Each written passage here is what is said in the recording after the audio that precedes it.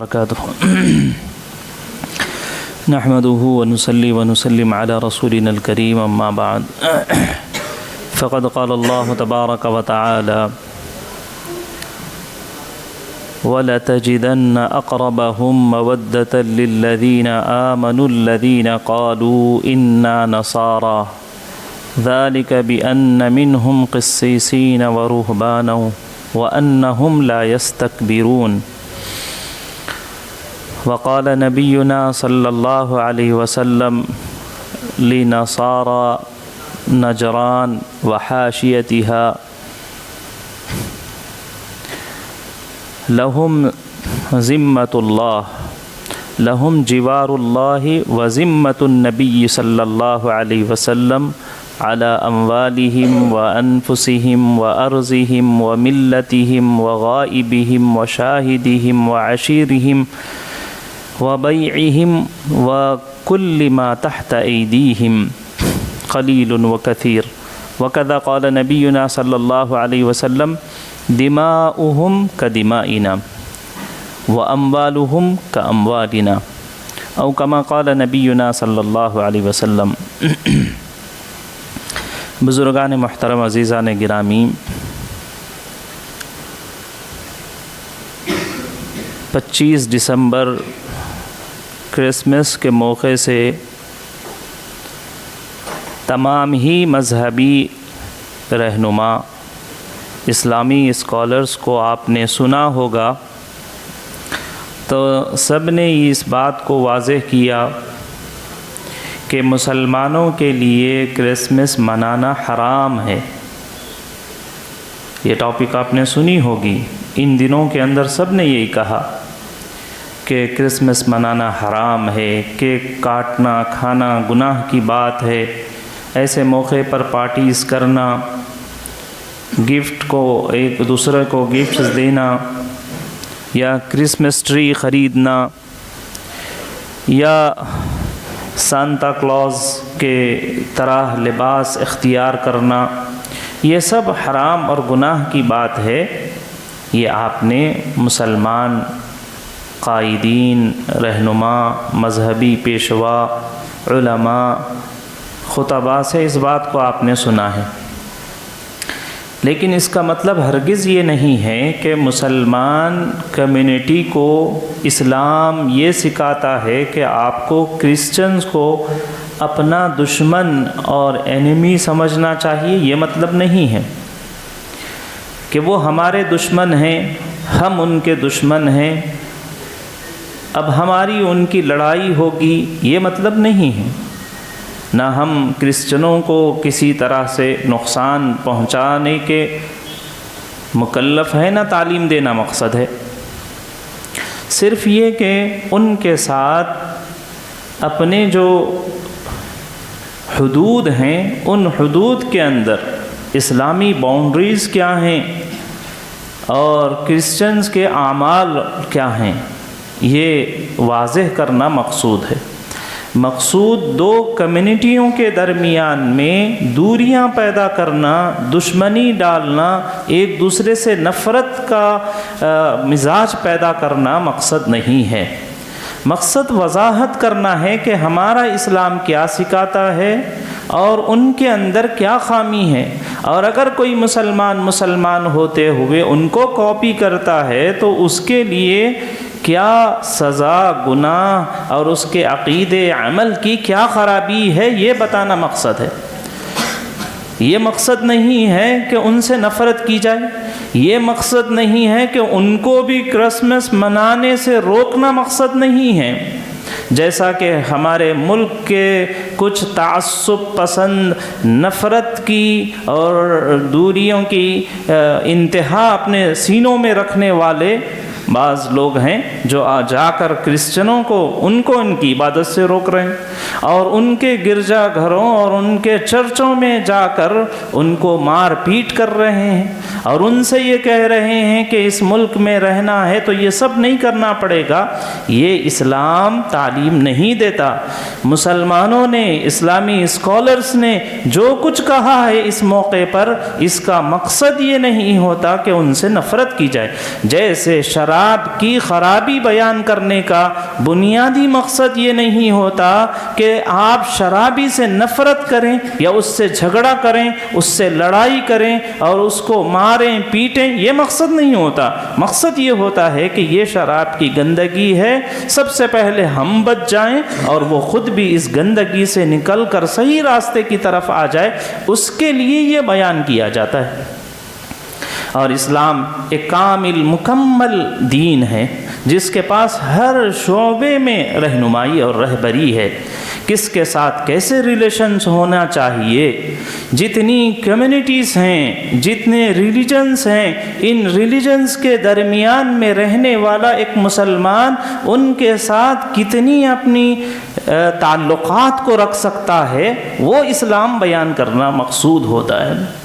اسلام نے بیان کیا ہے کہ مشرکین کے ساتھ کیسا رہیں گے، کفار کے ساتھ کیسا رہیں گے، یہودیوں کے ساتھ کیسے رہن سہن ہوگا۔ اسلام نے ان سب کی رہنمائی اور رہبری کی ہے۔ کرسچن کمیونٹی کے ساتھ مسلمانوں کا ریلیشن کیسے ہونا چاہیے، قرآن نے اس کو ڈیفائن کیا ہے، قرآن نے اس کو واضح کیا ہے۔ قرآن شریف ایک جگہ فرماتے ہیں لَتَجِدَنَّ أَقْرَبَهُمْ مَوَدَّةً لِلَّذِينَ آمَنُوا الَّذِينَ قَالُوا إِنَّا نَصَارَى۔ قرآن شریف مسلمانوں کو یہ سکھا رہے ہیں، یہ تعلیم دی جا رہی ہے کہ جتنی مذہبی قومیں ہیں، جتنے روئے زمین پر اقوام ہیں، جتنے ادیان ہیں، جتنے مذاہب ہیں، اللہ تعالی ہم کو یہ سکھا رہے ہیں ان سارے مذہبوں کے درمیان میں سب سے زیادہ مسلمانوں سے کلوز رہنے والے، نیئرسٹ، مسلمانوں سے بہت زیادہ قربت رکھنے والے، وہ اللہ تعالیٰ فرماتے ہیں قالوا انا نصارى، جو یہ کہہ رہے ہیں وی آر کرسچنز، قرآن کہتا ہے کہ وہ تمہارے مسلمانوں کے سب سے زیادہ قریب، محبت کے اعتبار سے، لو کے اعتبار سے، فرینڈشپ کے اعتبار سے، افیکشن کے اعتبار سے، ہر اعتبار سے قرآن شریف مسلم کمیونٹی کو یہ سکھا رہا ہے کہ یہ کرسچن کمیونٹی وہ ہے جو تم سے سب سے زیادہ محبت اور تعلق رکھنے والے ہیں۔ وَلَتَجِدَنَّ أَقْرَبَهُمْ مَوَدَّةً، پوری تاکید کے ساتھ قرآن شریف یہ کہہ رہا ہے کہ جتنے ریلیجنز ہیں، جتنے ادیان ہیں، جتنے مذاہب ہیں، ان سارے مذہب والوں میں یہ مذہب عیسائیت والے نصارہ مسلمانوں سے سب سے اچھا تعلق، ان کا مسلمانوں سے زیادہ قربت ہے، محبت کے لحاظ سے یہ تم سے زیادہ قریب ہیں، اس لیے کہ ان کے اندر قسیسین علماء ہوتے ہیں، رہبان مشائخ ہوتے ہیں، وَأَنَّهُمْ لَا يَسْتَكْبِرُونَ، جو کرسچن ہیں قرآن کہہ رہا ہے کہ ان کے اندر تکبر نہیں ہوتا۔ وَإِذَا سَمِعُوا مَا أُنزِلَ إِلَى الرَّسُولِ تَرَىٰ أَعْيُنَهُمْ تَفِيضُ مِنَ الدَّمْعِ، آپ دیکھیں گے کہ اگر ان کے سامنے قرآن سنایا جائے، ان کے سامنے سورہ مریم پڑھ کر بتایا جائے، ان کے سامنے بنی اسرائیل کی تعلیمات رکھی جائیں، ان کے سامنے سورۃ المائدہ پیش کیا جائے، ترى اعینہم تفیض من الدم، کہ آپ دیکھیں گے کہ ان کے آنکھوں سے آنسو بہنے لگیں گے کہ ہمارے بارے میں قرآن شریف میں اتنا اچھا کہا گیا، عیسیٰ علیہ السلام کے بارے میں اتنی اچھی وضاحت کی گئی ہے، حضرت مریم کو سیدہ طیبہ کہا گیا، صدیقہ کہا گیا، ولیہ کہا گیا، منتخبہ کہا گیا، اور کرسچنوں کے سلسلے میں جو باتیں کہی گئی ہیں قرآن کہتا ہے وَإِذَا سَمِعُوا مَا أُنزِلَ إِلَى الرَّسُولِ تَرَىٰ أَعْيُنَهُمْ تَفِيضُ مِنَ الدَّمْعِ مِمَّا عَرَفُوا مِنَ الْحَقِّ، جب حق بات سامنے آ جاتی ہے تو قرآن کی ان آیتوں کو، ان ترجموں کو، ان مضامین کو سن کر ان کے آنکھوں سے آنسو بہ پڑتے ہیں۔ تو اللہ تبارک و تعالیٰ نے قرآن مجید میں مسلمانوں کے تعلقات عیسائیوں سے، یہ عیسائیوں کے تعلقات مسلمانوں سے، ان کے درمیان میں کتنی قربت ہے، یہ قرآن شریف نے بیان کیا ہے۔ تو 25 دسمبر کو جتنے اسلامی اسکالر ہیں، مذہبی پیشوا ہیں، جنہوں نے آپ کو یہ تعلیم، یہ درس دیا تھا کہ میری کرسمس نہیں بولنا چاہیے، کرسمس نہیں منانا چاہیے، کرسمس ٹری نہیں خریدنا چاہیے، کیک نہیں کاٹنا چاہیے، سانتا کلاز نہیں پہننا چاہیے، یہ سب اس لیے نہیں کہا گیا تھا کہ ایک کمیونٹی سے آپ نفرت کریں، تعصب لیں، ان سے دشمنی کریں، یہ مقصد نہیں تھا۔ مقصد تو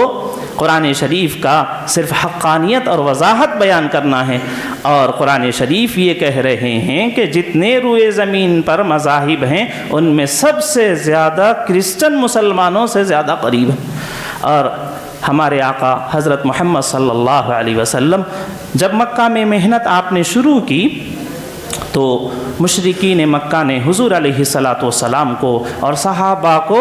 ہر طرح کی تکلیف دی، ان کو مارنا، پیٹنا، سزائیں دینا، حتیٰ کہ جان لینے کے پیچھے ہو گئے اور 2-4 لوگوں کی شہادتیں ہو گئیں۔ حضور علیہ السلام نے جب مشرکین مکہ کے اس دہشت گردی اور اس غنڈہ گردی اور اس کی ظلم و زیادتی کو دیکھا تو حضور صلی اللہ علیہ وسلم نے غریب صحابہ سے کہا کہ تم لوگوں کو یہاں سے ہجرت کرنا چاہیے، مکہ سے آپ چلے جائیں، مائیگرنٹ ہو جائیں، کہیں بھی چلے جائیں۔ اور آپ علیہ السلام نے اس وقت میں جس ارض کو، جس ملک، جس کنٹری کو آپ نے منتخب کیا وہ حبشہ ایتھوپیا تھا۔ آپ صلی اللہ علیہ وسلم نے فرمایا جس کو یہاں تنگی ہو رہی ہے، دشواری ہو رہی ہے، مارا پیٹا جا رہا ہے، تکالیف اور آزمائش سے گزارا جا رہا ہے، آپ نے فرمایا یہاں سے ایتھوپیا چلے جائیے، اس لیے کہ آپ نے فرمایا وہاں جو کنگ ہے، اس وقت میں جو بادشاہ ہے وہ کرسچن ہے اور وہ بہت عادل اور منصف ہے اور وہ اپنی حکومت انصاف کے ساتھ چلا رہا ہے۔ آپ صلی اللہ علیہ وسلم نے یہ حکم بھی دیا اور اپنی بیٹی حضرت رقیہ کو اور داماد حضرت سیدنا عثمان غنی رضی اللہ تعالیٰ عنہ کو، ان کے ساتھ پہلا وفد جو ہجرت کیا ہے وہ اس ملک کی طرف ہجرت کرائے ہیں جو کرسچنوں کا ملک تھا، وہاں جو میجورٹی تھی وہ کرسچنوں کی تھی۔ آپ صلی اللہ علیہ وسلم نے کہا کہ جاؤ وہاں جا کر رہو، چنانچہ لوگ صحابہ جاتے رہے، تقریباً 82 بڑے بڑے صحابہ، حضور علیہ السلام کے خود چچیرے بھائی ہیں حضرت جعفر بن ابی طالب رضی اللہ تعالیٰ عنہ، وہ اپنی اہلیہ کے ساتھ 6 سال 7 سال تک وہ ایتھوپیا میں رہے، حبشہ میں رہے، اور وہاں رہ کر انہوں نے حضور علیہ السلام کی تعلیمات کو بھی عام کیا۔ تو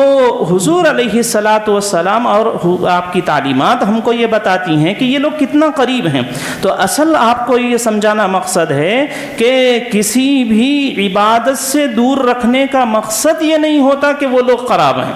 ان سے بالکل الگ تھلگ ہو کے رہنا ہے، ان سے کسی طرح کی مساوات نہیں کرنا ہے، ان سے کسی طرح کی مداوات نہیں کرنا ہے، ان سے کسی طرح کے معاملات نہیں کرنا ہے، ایسا مقصد نہیں ہے۔ صرف یہ کہ ان سے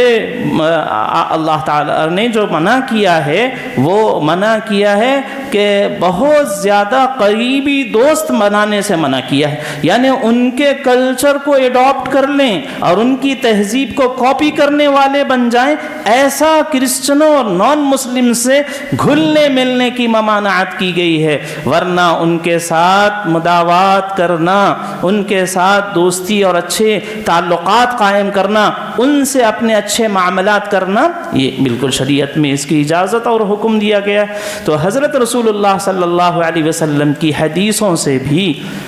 کرسچنوں کا مسلمانوں کے ساتھ جو اولین زمانے میں دور اول کے اندر کیسا انہوں نے ہمارا ساتھ دیا تھا۔ ام سلمہ رضی اللہ عنہا فرماتی ہیں کہ ہم لوگ مکہ چھوڑ کے حبشہ چلے گئے، تو مکہ والوں نے کوشش کی کہ ہم کو واپس لائیں، لیکن یہ نجاشی بادشاہ نے ان کی بات سنی، ایسا نہیں کہ ان کو فیور نہیں کیا، وہ لوگ بہت سارے ہدیے تحائف لے کر آئے تھے۔ اس نے کہا کہ نہیں، میں ان مسلمانوں سے سنوں گا کہ وہ لوگ یہاں کیوں آئے ہیں، کیوں رہنے کے لیے آئے۔ پھر حضرت ام سلمہ فرماتی ہیں کہ ہم کو ہماری پوری بات سنی گئی اور ہماری بات پر اطمینان کیا گیا، اور پھر وہ کرسچن بادشاہ نے یہ کہا کہ اگر یہ لوگ یہاں رہنا چاہتے ہیں تو ہم ان کو اپنے ملک سے نہیں نکالیں گے۔ ام المومنین ہیں، سارے مسلمانوں کی امی جان ہیں ام سلمہ رضی اللہ عنہا، وہ فرماتی ہیں اقمنا عندہ بخیر دار مع خیر جار، ایک بہترین پڑوسی، ایک بہترین جگہ پر ہم کو انہوں نے ٹھہرایا تھا، پوری طرح سے ہم کو آزادی دی تھی کہ ہم اپنے اعتبار سے عبادتیں کریں، ہم اپنے اعتبار سے اپنی بات کو لوگوں کے سامنے رکھیں، آپ صلی اللہ علیہ وسلم کی تعلیمات پر عمل کریں، پوری طرح سے آزادی دی تھی۔ یہ حضور علیہ الصلاۃ والسلام اور قرآن شریف اور احادیث کا نمونہ ہمارے سامنے ہے کہ کیسے اس کمیونٹی نے ہم کو دور اول کے اندر تعاون کیا تھا۔ ایک موقع آیا تھا، اللہ تعالیٰ نے قرآن مجید میں بھی اس کی طرف اشارہ کیا، الف لام میم غلبت الروم فی ادنی الارض، ایک وہاں پر ایران اور روم کی جنگ چل رہی تھی۔ ایران والے وہ فارس اور آگ کے پرستش کرنے والے مجوسی ہیں، اور روم والے یہ کرسچن تھے۔ تو اس وقت میں سیدنا ابو بکر صدیق رضی اللہ تعالیٰ عنہ نے بیٹ لگا لی اور یہ کہا کہ آج اگر یہ عیسائی کرسچن ہارے ہیں تو ان قریب تھوڑے ہی دن میں آپ لوگ دیکھیں گے کرسچنوں کو فتح ملے گی۔ یہ اس کی خواہش کی انہوں نے۔ تو جیسے میچ ہوتا ہے، آدمی ایک کو فیور کرتا ہے، ایک سے اپنے تعلق کے، اپنے ہونے کا، اپنائیت کا اظہار کرتا ہے۔ دور اول میں حضور علیہ الصلاۃ والسلام کے زمانے میں کرسچنوں نے مسلمانوں کو اور مسلمانوں نے کرسچنوں کا بہت زیادہ سپورٹ کیا۔ 82 صحابہ جا کر حبشہ میں رہ رہے تھے، اور پھر جب اسلام کو غلبہ ہوا اور مدینۃ المنورہ کو ایک پوری ریاست بننے کا مقام حاصل ہو گیا، آپ صلی اللہ علیہ وسلم کی وہاں حکومت قائم ہو گئی، تو اس وقت میں حضور علیہ الصلاۃ والسلام نے بھی اور مسلم کمیونٹی نے بھی کرسچنوں کو بہت زیادہ ان کی رعایت کے ساتھ رکھا۔ قرآن شریف میں حضرت سیدنا عیسیٰ علیہ الصلاۃ والسلام کے بارے میں لوگ بدزبانی کر رہے تھے۔ قرآن شریف نے اعلان کیا کہ عیسیٰ علیہ الصلاۃ والسلام گناہ کا نتیجہ نہیں ہے، یہ اللہ کی قدرت کا شہکار ہیں۔ جیسے اللہ نے بغیر ماں باپ کے حضرت آدم اور حوا کو پیدا کیا، اللہ نے اپنی خاص قدرت سے عیسیٰ علیہ الصلاۃ والسلام کو پیدا کیا۔ ان مثل عیسیٰ عند اللہ کمثل آدم، آدم کی طرح اللہ نے عیسیٰ علیہ الصلاۃ والسلام کو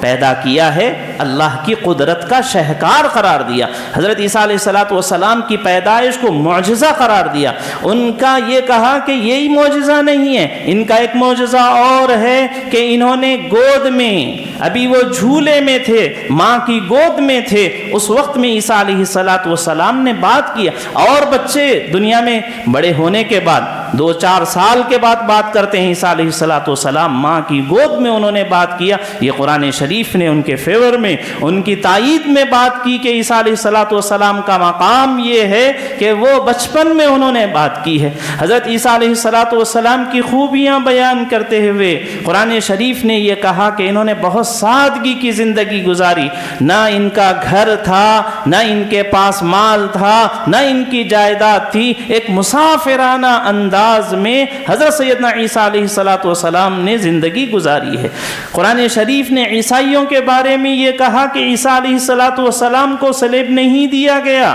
ان کو سولی نہیں دی گئی ہے۔ وما قتلوه وما صلبوه ولكن شبه لهم بل رفعه الله الیہ۔ قرآن شریف نے کہا عیسیٰ علیہ الصلاۃ والسلام کو کسی نے مارا نہیں ہے، کسی نے قتل نہیں کیا، کسی نے سولی نہیں دی ہے، بلکہ اللہ نے آسمانوں کے طرف اٹھا لیا ہے۔ قرآن شریف نے عیسیٰ علیہ الصلاۃ والسلام کے بارے میں کہا کہ قیامت سے پہلے پھر دوبارہ دوبارہ وہ دنیا میں تشریف لائیں گے۔ یہ حضرت صلی اللہ علیہ وسلم نے وہ کمیونٹی جو ابتدا میں مسلمانوں کی تائید میں کھڑی رہی، ان کے حق میں اتنی باتیں قرآن و حدیث میں اللہ رسول نے بیان کیا، اور پھر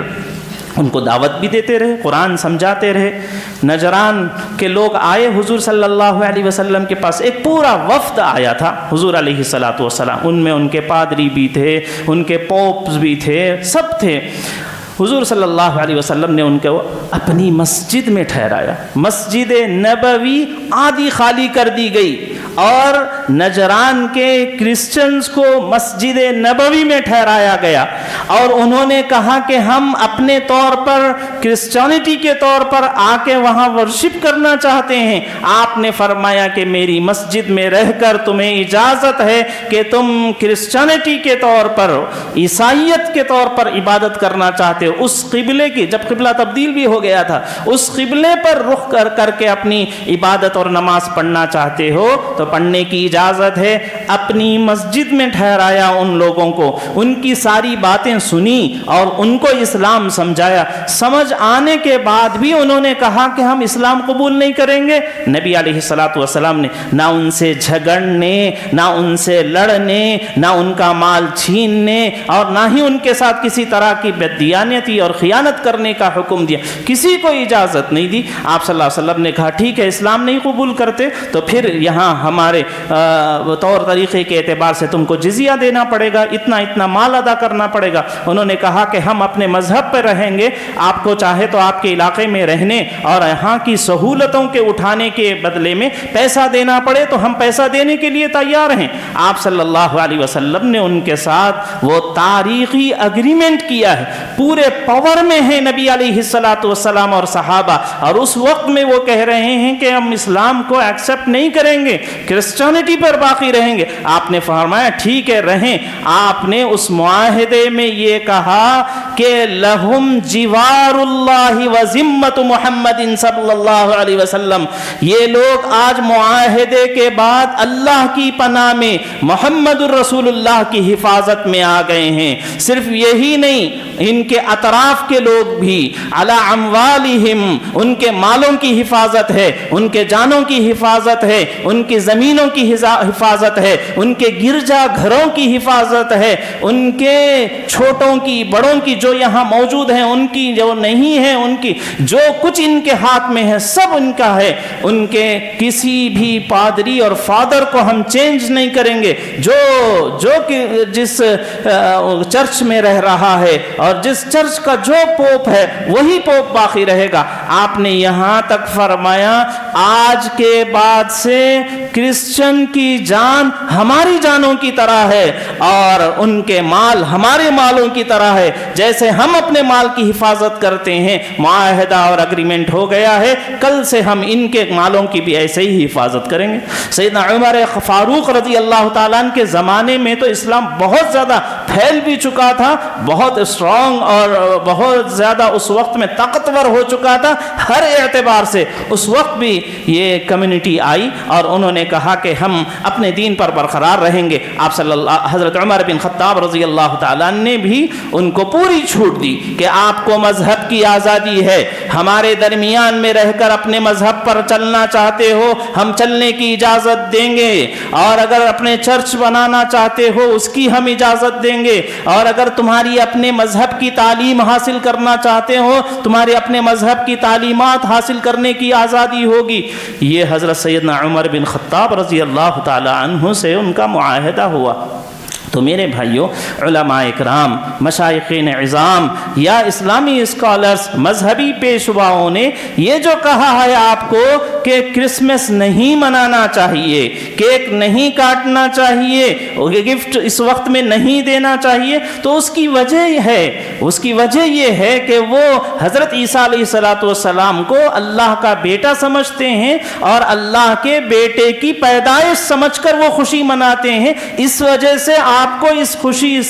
منانے سے روکا جا رہا ہے، لیکن اس روکنے کا مطلب یہ نہیں ہوتا کہ وہ الگ کمیونٹی ہے ہم الگ کمیونٹی ہیں، لہٰذا ہمارے درمیان میں کسی طرح کی تعلق نہیں ہوگی. ان سے نفرت کرنا، ان کو مارنا،